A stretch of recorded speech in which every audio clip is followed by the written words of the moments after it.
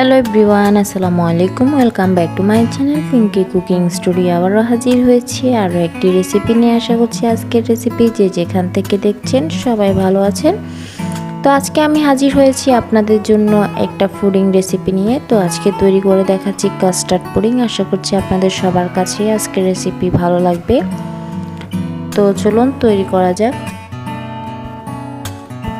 তো প্রথমে আমি ক্যারামেল তৈরি করে নিচ্ছি। তো এখানে আমি দিয়ে দিচ্ছি 2 টেবিল চামচ চিনি, দিয়ে দিচ্ছি সামান্য পরিমাণের পানি। এবার এটাকে আমি নেড়ে ছেড়ে ক্যারামেল তৈরি করে নিচ্ছি।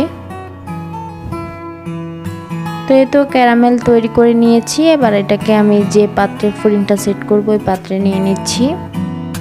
এবার এটাকে চারপাশে সমানভাবে ছড়িয়ে রেখে দিচ্ছি। এবার তৈরি করে নিচ্ছি পুডিংয়ের মিশ্রণ।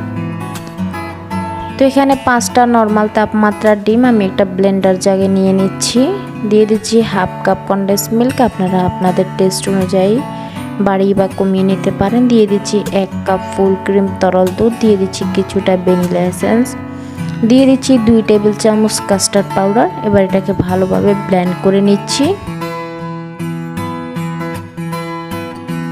এই তো আমি ভালোভাবে ব্লেন্ড করে নিয়েছি। এবার একটা ছাঁকনির সাহায্যে আমি ছেঁকে দিয়ে দিচ্ছি।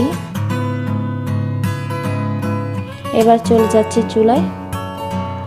তো চুলায় এখানে আমি পরিমাণ মতো পানি একটা স্ট্যান্ড বসিয়ে গরম করে নিয়েছিলাম। এবার পুডিংয়ের বাটিটা বসিয়ে আমি ঢাকনা ছিদ্রটা অফ করে এটাকে আমি 20 থেকে 25 মিনিটের মতো জাল দিয়েছিলাম।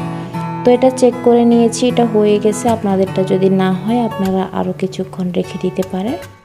তো এই তো আমি আনমোল্ড করে নিয়েছি। তো দেখতে পাচ্ছেন কত সহজেই তৈরি হয়ে গেল কাস্টার্ড পুডিং। আশা করছি আজকের রেসিপি আপনাদের কাছে সহজ এবং ভালো লেগেছে। তো আজকের রেসিপি যদি ভালো লাগে প্লিজ আমার চ্যানেলটি সাবস্ক্রাইব করবেন, একটা লাইক দিয়ে দিবেন। তো আমার রেসিপি যদি ভালো লাগে, আমার ভিডিও যদি ভালো লাগে প্লিজ ফ্রেন্ডস অ্যান্ড ফ্যামিলির সাথে শেয়ার করবেন। তো আপনারা একবার হলো এই পুডিংটা ট্রাই করে দেখবেন। আশা করছি আপনাদের সবার কাছে আজকের রেসিপি ভালো লাগবে। তো আজকের রেসিপি কেমন লেগেছে অবশ্যই জানাবেন। তো আপনাদেরকে আমি কেটে দেখিয়ে দিচ্ছি। তো দেখতে পাচ্ছেন পুডিংটা দেখতে কতটা লোভনীয় হয়েছে, এটা খেতে অনেক মজা হয়েছে। তো আশা করছি আপনারা একবার হলো ট্রাই করে দেখবেন। তো আশা করছি সবাই ভালো থাকবেন। দেখা হবে অন্য কোনো ভিডিওতে অন্য কোনো রেসিপি নিয়ে। সবাই ভালো থাকবেন, সুস্থ থাকবেন।